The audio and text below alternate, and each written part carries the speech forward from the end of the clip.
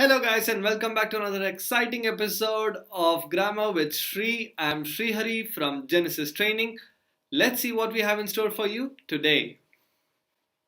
Alright, guys, today we are going to be studying about prepositions. Let's see what prepositions has to teach us today. So, starting off with, what do prepositions do? Prepositions indicate relationships between other words in a sentence. So, many prepositions tell you where something is or when something happened. Most prepositions have several definitions, so the meaning changes quite a bit in different contexts. Note: ending a sentence with a preposition is not a grammatical error. So this is the latest update on the grammar news, guys, about prepositions. Now moving on, now let's see what is a preposition now. So prepositions tell us where or when something is in relation to something else.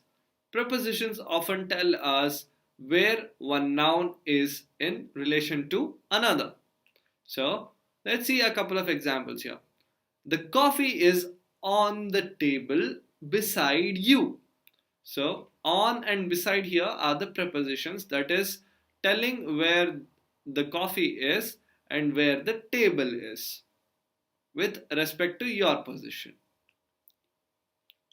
But then you can also indicate more abstract ideas such as purpose or contrast.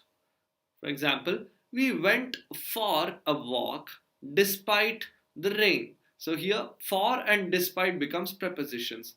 So it indicates abstract idea. So where did you went walking? So we went just for a walk. So it gives an abstract idea about what you did outside. And the purpose was walking. And it even puts a contrast to it despite the rain. So you had rain and yet you just went out for a walk.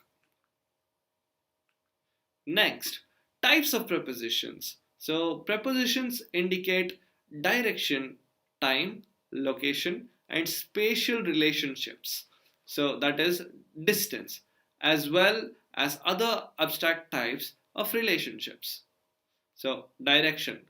Look to the left and you will see our destination.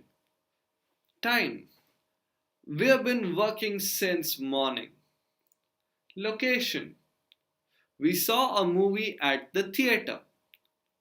The dog hid under the table. Now that was the final example for space. So location.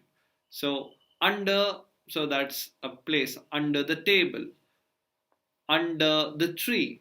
So location can be at the theater or behind the tree or time. So we have been working since morning. So it can also be mentioned like you can use the reference of time. I have been working since 6 hours. So even that count. So direction. So look to the left and you will see our destination. We need to walk south furthermore to reach the waterfall. So south there becomes a preposition. Preposition examples now. So I should rewrite the introduction of my essay. So you need to rewrite the introduction to the essay. Whose essay? Of my essay, right? So to refer it to you, you use of. So that's a preposition. So similarly, when it comes to Sam left his jacket in the car. So where did Sam leave the jacket in the car? Was it on the hood or was it on the bonnet? No, it was in the car. Did you send the letter to your mother? So did you send the letter to your mother? So the letter went to your mother, right? So to becomes the example here for the best preposition that you can use. Similarly, when we go to we are cooking for 10 guests tonight, date Dan ate lunch with his boss. Ending a sentence with a preposition. Now, though in the primitive days it was considered grammatically incorrect, we have come to a final conclusion after years and years of using the language that it is not incorrect. So this is how it happens. The old claim that it's wrong to end a sentence with a preposition has been utterly debunked. It is not true and it never was true.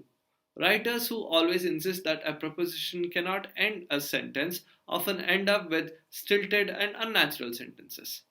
For example, there is no one else to hide behind. Grammatically correct and natural. So there is no one else behind whom to hide. So this sentence, the relation I'm giving to you guys is between how it is said out, how you speak it out, and how you write it. So just keep it in your thought when you're understanding these sentences. So there's no one else behind whom to hide. So grammatically it's correct, but it sounds really odd to listen to. So where did you come from? So this is very natural and it's grammatically correct as well. So the same thing can be written as from where did you come? So very bookish if I have to put a word to this. So it's something out of a textbook. From where did you come? So sounds very textbook finished. So grammatically it's correct, but it doesn't sound natural. You can't ask someone like, from where did you come? Where did you come from? So that makes more sense. So ending a sentence with a preposition is not wrong. Unnecessary prepositions. One of the most common preposition mistake is adding an unnecessary at the end of the question. For example, where is your brother at? Although this is common in some English dialects, it's considered an error in writing. You can fix this problem by simply deleting that at. So, where is your brother? Your brother might be at the gym or your brother might be at home sleeping. So, even with the at or without the at, the answer is still going to be the same. So, using or without using it, it still is going to. So, using at could grammatically be incorrect that way. It's unnecessary. So, getting rid of the prepositions forces you to tighten up the sentence here. So, the more preposition you use, your sentence becomes feeble and long. So, keeping your sentences short and crisp is being done by the help of prepositions. The result is shorter, more direct, and easier to understand. So, changing careers makes many people anxious. Now, that's one example there. So, let's see some more examples. Alex hit the baseball up over the fence. Get rid of the up. You don't need it there. So, Alex hit the baseball over the fence. So, there's another unnecessary preposition that is being removed, making it shorter and more strong. The sentence is more concrete that way. And that is the end of prepositions, guys. So, quickly get out of the video, take up that pop quiz, and I'll see you in the next episode. Until then, keep practicing, keep learning, and thank you very much for watching.